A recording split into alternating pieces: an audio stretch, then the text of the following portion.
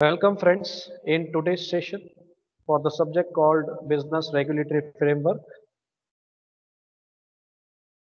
The topic which we are going to discuss is covered under Unit 2, Companies Act 2013, and the weightage as per our university syllabus is 25%. So let us see what we are going to discuss in today's session is the difference between the two types of companies, that is the difference between public and private companies, or they can ask you by twisting the words, distinguish between private company and public company, or state the difference between private company and public company. So it's a very easy question. It's a very easy topic. अगर आपने इसको अच्छे से पढ़ा है तो आप इसको अच्छे से लिख सकते हैं। और डिफरेंस को हमेशा दोस्तों डिफरेंस के तरीके से ही लिखना चाहिए, पैराग्राफ स्टाइल में कभी नहीं लिखना चाहिए। डिफरेंस को हमेशा इस तरीके से लिखना चाहिए, डिफरेंस पॉइंट्स होने चाहिए और दोनों के बीच में इस तरीके से आपने एक लाइन खींच लेनी है। इस फॉर्मेट में हमेशा आपने डिफरेंस लिखना चाहिए, कभी भी पैराग्राफ स्टाइल में डिफरेंसेस नहीं लिखना। अगर आप पैराग्राफ स्टाइल में लिखते हो तो इसका इसका ये मतलब लगता है कि आपने अच्छे से तैयारी नहीं की है, इसलिए आप उसको छुपा के लिखने की कोशिश कर रहे हो। You are hiding your talent और whatever you have not learn properly, you are trying to hide that points. इसलिए यही मैं हमेशा स्टूडेंट से कहता हूँ और आज भी कह रहा हूँ इस वीडियो के माध्यम से, इस सेशन के माध्यम से, कि भाई प्राइवेट कंपनी और पब्लिक कंपनी या कोई भी और डिफरेंसेस कोई भी अदर सब्जेक्ट्स में भी पूछे जाए उसको, तो आपने इस तरीके से उसको डिफ्रेंशिएट करके ही लिखना है। इस तरीके से लाइन ड्रॉ करके ही दोनों को इस तरीके से सेपरेशन करके ही लिखना है, पैराग्राफ स्टाइल में बिल्कुल नहीं लिखना है। पॉइंट्स अगर आपको अच्छे से याद है तो आप पॉइंट्स फॉलो करके लिख सकते हैं। चलिए अब चलते हैं आंसर की ओर। सबसे पहले चलेंगे डिफरेंस का मेन पॉइंट क्या है, what is the difference point. First point है सर मेंबर्स। प्राइवेट कंपनी में कितने मेंबर्स होने चाहिए, तो इसमें भी सबसे पहले आते हैं minimum number of members. Private company में मिनिमम नंबर ऑफ मेंबर्स होते हैं 2, जबकि पब्लिक में minimum numbers of public company में होते हैं 7। यानी प्राइवेट कंपनी स्टार्ट करनी है तो कम से कम 2 बंदे यानी कि 2 मेंबर्स होंगे तो ही प्राइवेट कंपनी स्टार्ट हो सकती है। पब्लिक कंपनी स्टार्ट करनी है तो थोड़ा काम ज़्यादा करना पड़ेगा, 7 खिलाड़ी ढूंढने पड़ेंगे, 7 मेंबर्स ढूंढने पड़ेंगे तो पब्लिक कंपनी स्टार्ट होगी। प्राइवेट कंपनी में मैक्सिमम नंबर की लिमिट्स है मेंबर की, यानी 200 से ज़्यादा मेंबर्स नहीं हो सकते प्राइवेट कंपनी में। इसका भी ध्यान रखना है। प्राइवेट कंपनी जब आप स्टार्ट करते हैं तब 200 से ज़्यादा संख्या बढ़नी नहीं चाहिए आपकी। आपकी सेना में 200 से ज़्यादा सभ्य नहीं होने चाहिए, जबकि पब्लिक लिमिट में ऐसी मैक्सिमम की कोई लिमिट नहीं है। So there is no maximum number of limit kept in private in public company. Public company में मैक्सिमम लिमिट नहीं रखी। तो पहला पॉइंट है मेंबर्स के हिसाब से, जहां हमने मिनिमम और मैक्सिमम लिमिट्स देखी दोनों। सेकेंड पॉइंट है ट्रांसफर ऑफ शेयर्स। क्या प्राइवेट कंपनी में शेयर्स ट्रांसफर किया जा सकता है इजीली या नहीं, ये एक बहुत इंपॉर्टेंट पॉइंट है। ज़्यादातर जो प्राइवेट कंपनीज होती है अपने आर्टिकल्स ऑफ एसोसिएशन में इस तरीके का नियम बनाई लेती है कि भाई transfer of shares is strict and regulated by it's articles. यानी इसमें आसान नहीं होता है।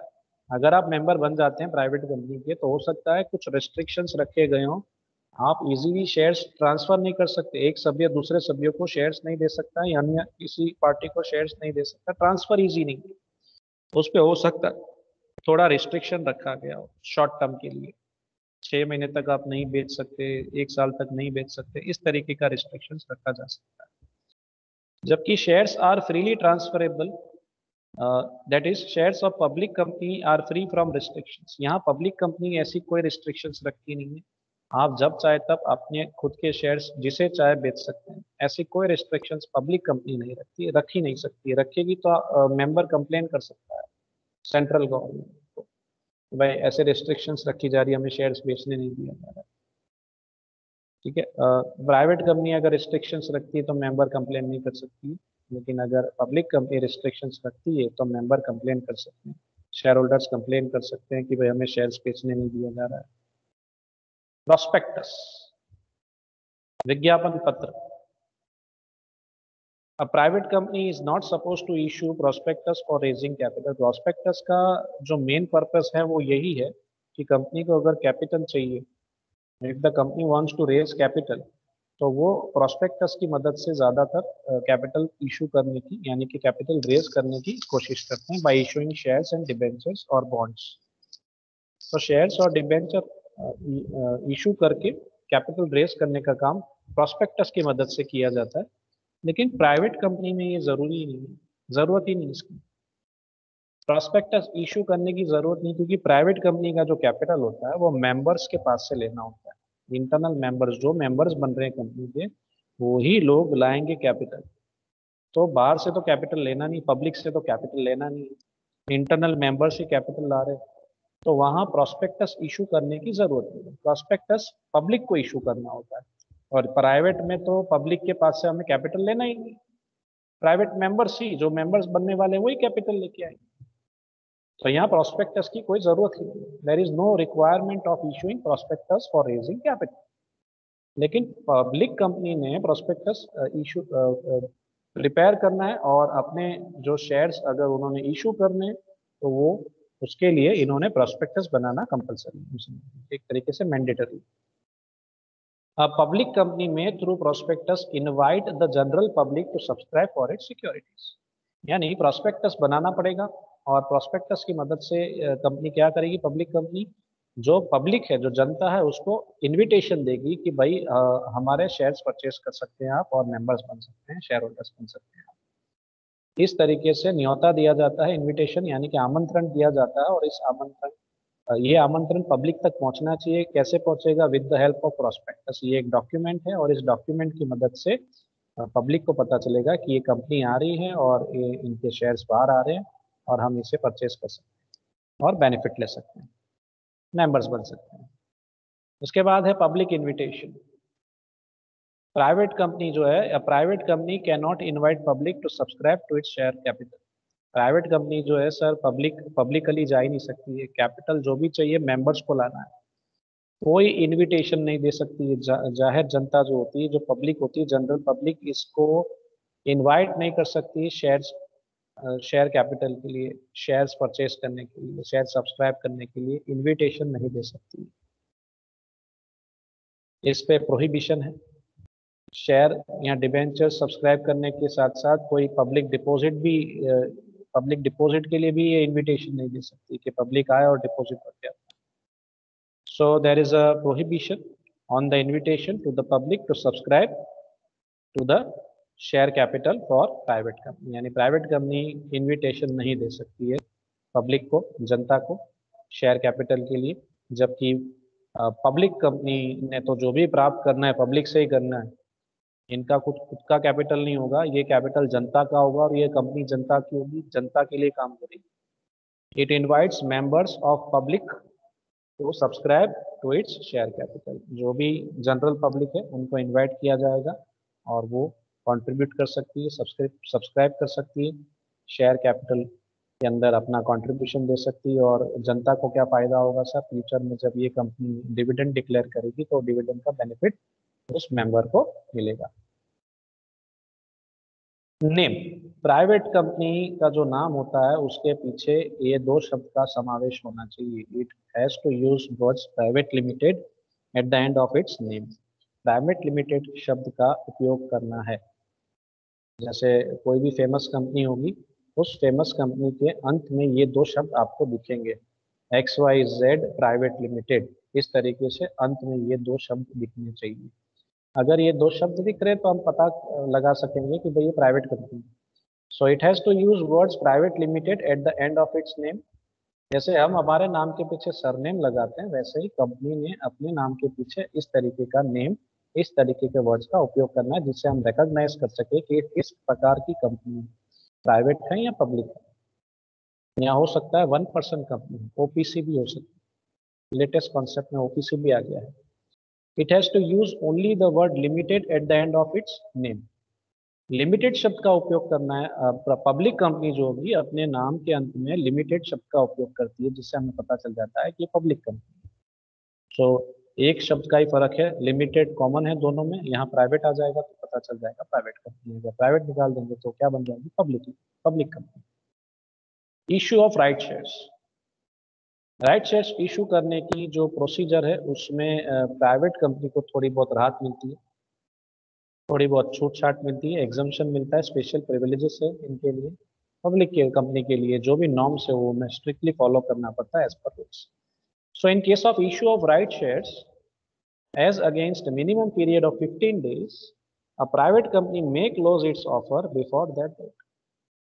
15 दिन का जो नियम है, ये जो राइट शेयर्स अगर इशू करती है, एडिशनल शेयर्स अगर कोई कंपनी इशू करती है, प्राइवेट कंपनी, तो उसमें जो मिनिमम पीरियड है 15 डेज का है, यानी ये जो प्रोसेस होता है एक्सेप्टेंस का, ऑफर का, वो 15 दिन का होता है। लेकिन प्राइवेट कंपनी ने मान लीजिए 10 लाख के इशू करने हैं राइट शेयर्स, और 10 लाख के एप्लीकेशन अब मान लीजिए 7 ही दिन में आ गई है, तो 15 दिन तक वेट क्यों किया जाए, 7 दिन में ही इसे क्लोज कर दो इस ऑफर को।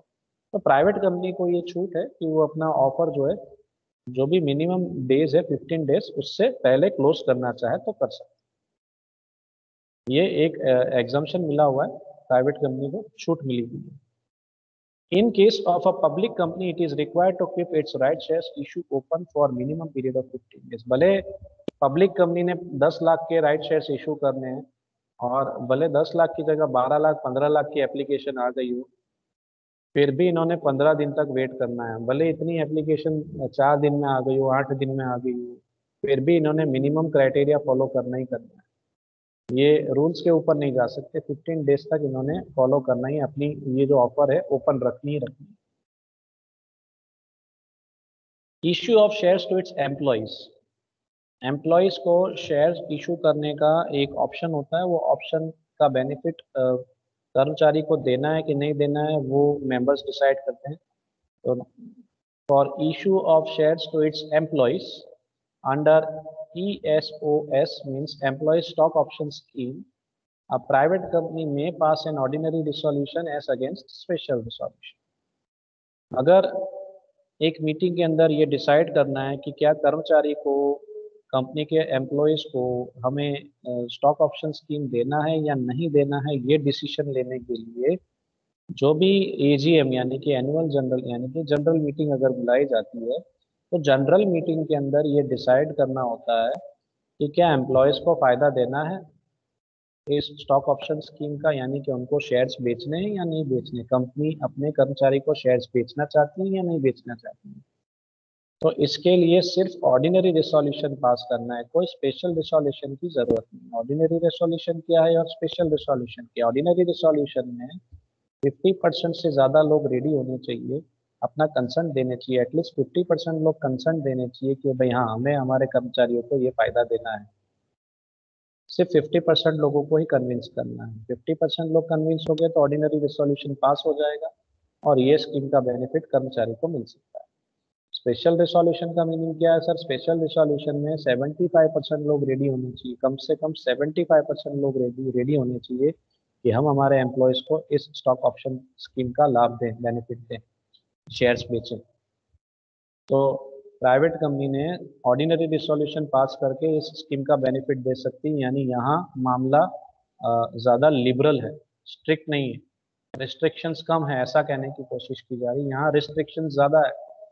Public company is required to pass special resolution, यानी 100 बंदे बैठे हैं मीटिंग में, तो 75 को कन्विंस करना पड़ेगा, 3/4 जनता को कन्विंस करना पड़ेगा कि हमें हमारे कर्मचारी को इस स्टॉक ऑप्शन स्कीम का लाभ देना है, हम हमारे कर्मचारी को शेयर्स बेचना चाहते हैं, इशू करना चाहते हैं। लेकिन मेजोरिटी रेडी होनी चाहिए, 3/4 पब्लिक रेडी होनी चाहिए, और स्पेशल रिसोल्यूशन पास करना पड़ेगा। जबकि प्राइवेट में ऑर्डिनरी रिसोल्यूशन से काम चल जाएगा, सामान्य ठहराव से काम चल जाएगा। यहाँ कोई विशिष्ट ठहराव पसार करने की जरूरत नहीं, लेकिन यहाँ पे विशिष्ट ठहराव पसार करना पड़ेगा। नंबर ऑफ डायरेक्टर्स बहुत आसान है, प्राइवेट कंपनी में जो है मिनिमम 2 डायरेक्टर्स तो होने ही चाहिए, जबकि पब्लिक कंपनी में कम से कम 3 डायरेक्टर्स की अपॉइंटमेंट होनी चाहिए। Retirement of directors, directors of private company are not required to retire by rotation, यहाँ कोई रोटेशन सिस्टम फॉलो नहीं किया जाता है। अगर मिस्टर एक्स किसी कंपनी के डायरेक्टर बने हैं, तो हो सकते हैं वो बरसों तक उस कंपनी के डायरेक्टर रह सकते हैं, हो सकता है रिटायरमेंट तक डायरेक्टर रह सके। ठीक है, तो यहाँ पे कोई रोटेशन सिस्टम फॉलो नहीं किया जाता है। यानी मिस्टर एक्स अगर किसी कंपनी के डायरेक्टर बने हैं, तो हो सकता है जब तक वो कंपनी छोड़े नहीं तब तक डायरेक्टर की पोस्ट पे काम कर रहे हो। अगर बंदा एफिशिएंटली काम कर रहा है तो कौन निकालेगा? कौन हटाएगा उसको उस पोस्ट से? कोई नहीं। In case of public company at least 2/3 of the directors must be such whose period of office is subject to retirement by rotation. यानी कम से कम 3 में से 2 बदलने चाहिए डायरेक्टर। मान लीजिए 5 साल तक डायरेक्टरशिप आपने फॉलो की है कंपनी के अंदर, तो वो 5 साल के टेन्योर के बाद, ड्यूरेशन के बाद 3 में से 2 बंदे बदलने। ठीक है, तो एक बंदा हो सकता है रिपीट हो सकता है 3 में से, पर बाकी के 2 नए होने चाहिए। तो 2/3 का रेशियो फॉलो किया जाता है। और रिटायरमेंट बाय रोटेशन वाली जो ये पॉलिसी, ये जो प्रोविजन है, जो रूल है, पब्लिक कंपनी में स्ट्रिक्टली फॉलो किया जाता है। डायरेक्टरशिप, अगर एक डायरेक्टर चाहे तो कितनी कंपनीज में डायरेक्टरशिप ले सकता है, डायरेक्टर बन सकता है? तो अगर प्राइवेट कंपनी की बात करें तो no person can be director in more than 20 private companies. 20 से ज़्यादा डायरेक्टरशिप प्राइवेट कंपनीज में नहीं ले सकते, मैक्सिमम 20 की लिमिट है। Person can become a director in maximum 10 public companies. और यहाँ डायरेक्टरशिप पब्लिक कंपनीज की जब हम बात करते हैं तो मैक्सी लिमिट 10 की, यानी 10 कंपनी पब्लिक कंपनीज में डायरेक्टरशिप की पोस्ट पे आप डायरेक्टर की पोस्ट पे डायरेक्टरशिप ले सकते हैं। मैक्सिमम 10 की लिमिट है पब्लिक कंपनी। सो 20 और 10 आपने माइंड में रखना है। रेम्यूनरेशन, रेम्यूनरेशन किसे देने की बात होगी सर? एमडी को, यानी मैनेजिंग डायरेक्टर को। यानी डायरेक्टर्स जो भी काम कर रहे हो फ्री में तो काम करने वाले नहीं, उन्हें भी अपना सैलरी चाहिए, उन्हें भी अपनी फीस चाहिए, जिसे टेक्निकली मैनेजेरियल रेम्यूनरेशन कहते हैं। वो जो काम कर रहे हैं, अपना दिमाग लड़ा रहे हैं, कंपनी को आगे ले जा रहे हैं, डिसीशंस ले रहे हैं इंपॉर्टेंट, तो उसके पीछे उनको उनका जो रेम्यूनरेशन है, जो फीस है, वो मिलनी चाहिए। तो private company can pay any sum as managerial remuneration, कोई रोक टोक नहीं। जितना रेम्यूनरेशन प्राइवेट कंपनी पे करना चाहे अपने डायरेक्टर्स को पे कर सकती है, लेकिन एक लिमिट में हो तो अच्छा रहेगा, क्योंकि आगे कंपनी के एक्सपांशन के लिए भी कंपनी को सोचना चाहिए। Managerial remuneration should not exceed 11% of the net profit of the company. Director को मैनेजर रेम्यूनरेशन अगर पब्लिक कंपनी में देना है तो 11% से ज़्यादा नहीं दे सकती पब्लिक कंपनी। और ये 11% किस पे कैलकुलेट किए जाएंगे? Net profit. तो 11% से ज़्यादा मैनेजरियल रेम्यूनरेशन नहीं दे सकती है पब्लिक कंपनी, जबकि यहाँ ऐसी कोई लिमिट नहीं है। 11% से कम भी देना हो प्राइवेट कंपनी दे सकती है, 11% से ज़्यादा देना हो तो भी दे सकती है। 12%, 15%, 20%, depends on private companies. Report,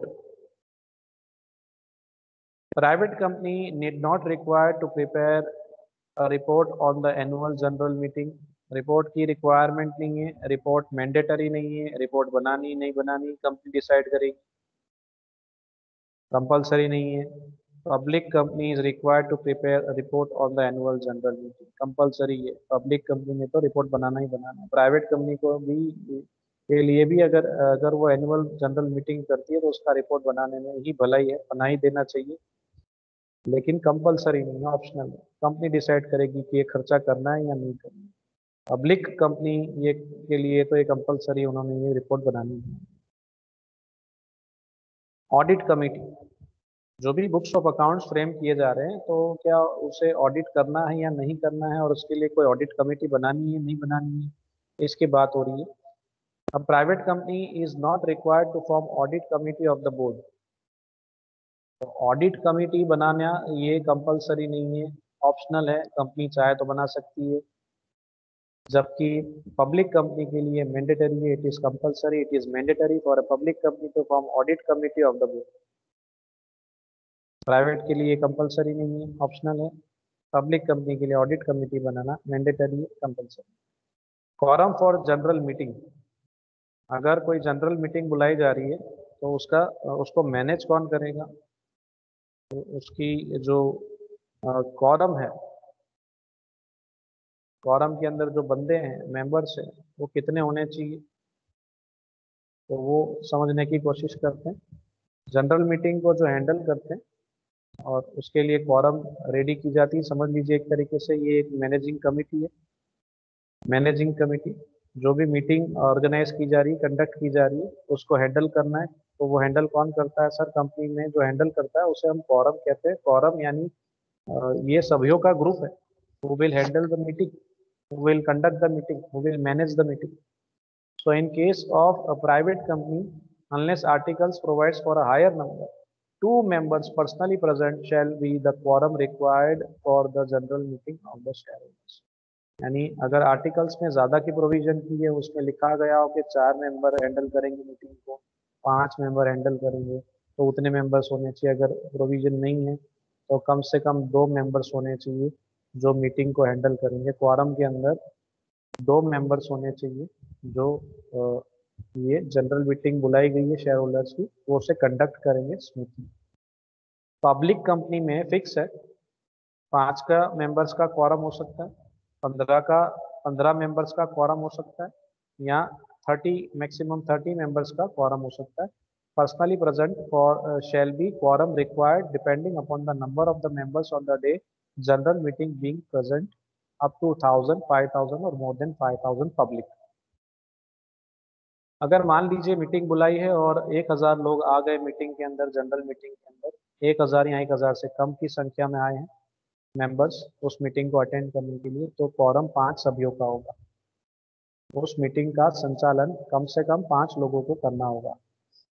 अगर संख्या 5000 से 1000 से बढ़ जाए और 5000 के अंदर हो तो 15 लोग मिलके इस मीटिंग को हैंडल करेंगे। मैक्सिमम लिमिट 15 की है वहाँ पे। और अगर 5000 या 5000 से ज़्यादा हो जाए तो maximum 30 members will be required personally to present in the forum for handling the general meeting.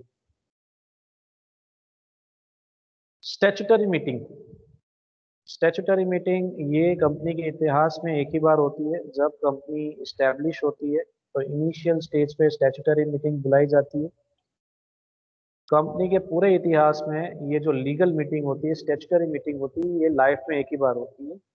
After establishing the company, company start करने के बाद इस मीटिंग को करना है या नहीं करना है, उसके रूल्स की बात हो रही है। तो अगर प्राइवेट कंपनी है, a private company has no obligation to call the statutory meeting of the members. Compulsory नहीं है, स्टैट्यूटरी मीटिंग बुलानी है नहीं बुलानी, कंपनी पे डिपेंड करता है। पब्लिक कंपनी के लिए compulsory, a public company must call it's statutory meeting and file statutory report with the registrar of the company. यहाँ मीटिंग नहीं बुलवानी है, कंपलसरी नहीं है। अगर मीटिंग बुलवाई जाती है प्राइवेट कंपनी की तो फिर रिपोर्ट बनाना पड़ेगा, मीटिंग हुई थी, मीटिंग में इतने लोग प्रेजेंट थे वगैरह, डिटेल देनी पड़ेगी उस मीटिंग। अगर मीटिंग ही नहीं बुलाते हैं तो रिपोर्ट भी नहीं बनानी है private company. So there is no responsibility, no obligation, no liability, no onus to call the statutory meeting of the members. जबकि पब्लिक कंपनी में कंपलसरी स्टैट्यूटरी मीटिंग बुलवानी है और स्टैट्यूटरी रिपोर्ट भी फाइल कर देनी है रजिस्ट्रार ऑफ कंपनीज को। प्रिविलेजेस, प्राइवेट कंपनी की बात करें, private company enjoys certain privileges, exemptions, that is exemptions from certain provisions of the company act, they are less there are less legal controls। अगर हम देखें तो प्राइवेट कंपनीज को ज़्यादा बेनिफिट मिल रहे हैं पब्लिक कंपनी से। ना ऑडिट कमेटी बनानी है, ना एनुअल जनरल मीटिंग बुलानी है, ना उसके रिकॉर्ड्स मेंटेन नहीं करे तो भी चलता है। नॉर्मली प्राइवेट कंपनीज करती है लेकिन नहीं करे तो भी चलता है। यानी रिस्ट्रिक्शंस जो है प्राइवेट कंपनी पे कम है और पब्लिक कंपनी पे रिस्ट्रिक्शंस ज़्यादा है। और इस तरीके से इन्हें कुछ खास स्पेशल प्रिविलेजेस या एडवांटेजेस या एग्जम्पशंस नहीं मिलते हैं। तो इनके ऊपर जो रेगुलेशंस हैं वो ज़्यादा सख्त है, स्ट्रिक्ट है।